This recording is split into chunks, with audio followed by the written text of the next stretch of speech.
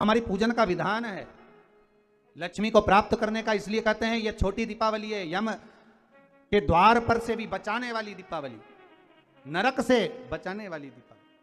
आज जो दिए लगना है, आज जो दीप लगना है महाराज, एक दिया आटे का चौमुखी, 4 बत्ती का दीप लगाएं। उसमें चाहे तो सरसों का तेल डाल लें, तिल्ली का तेल डाल लें, चाहे तो उसमें मीठा तेल डाल लें, और 4 बत्ती उसमें होना चाहिए। थोड़ी सी पीली सरसों, अगर पीली सरसों हो तो पीली सरसों, नहीं हो तो काली सरसों उस दीप के अंदर डाल दीजिए महाराज। एक घी का दीप लगाएं। फिर ध्यान दीजिएगा, घी का दीप जो कलदार रखे हैं, लक्ष्मी जी का जहां पूजन कर रहे हो, लक्ष्मी जी का सीधा हाथ घी का दिया होना चाहिए। तो आपका कौन सा हाथ हो गया? उल्टा हाथ।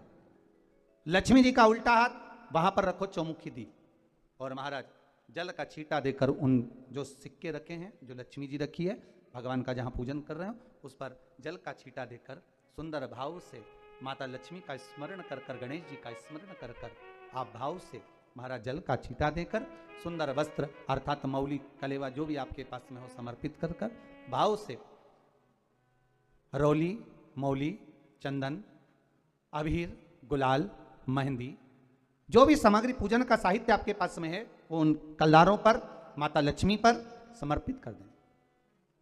5 अमरबेल के टुकड़े, 5 कमलगट्टे, 5 हल्दी की गांठ उस पर समर्पित कर दें।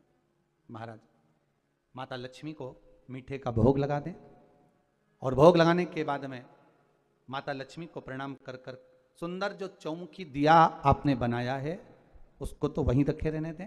जो घृत का दिया बनाया है, घी का जो दीप लगाया है आपने 1 बत्ती का, उसमें 4 बत्ती नहीं होना चाहिए, बस केवल जो तेल का दीप लगेगा वो 4 बत्ती का, घी का दीप 1 बत्ती का, उस 1 बत्ती के दीप को लेकर माता लक्ष्मी जी की आरती करें। माता लक्ष्मी की आरती कर कर, उनका अनुमोदन कर कर, उनको प्रणाम कर कर, निवेदन कर कर, नमन कर कर, जो चौमुखी दिया है, दीप है, उसको उठाएं, पूरे घर में घुमाने के बाद में सारे द्वार खोल दीजिए, और सारे घर में घुमाने के बाद में जो मुख्य द्वार है, उस मुख्य द्वार के बीचों बीच उस दीप को रख दीजिए।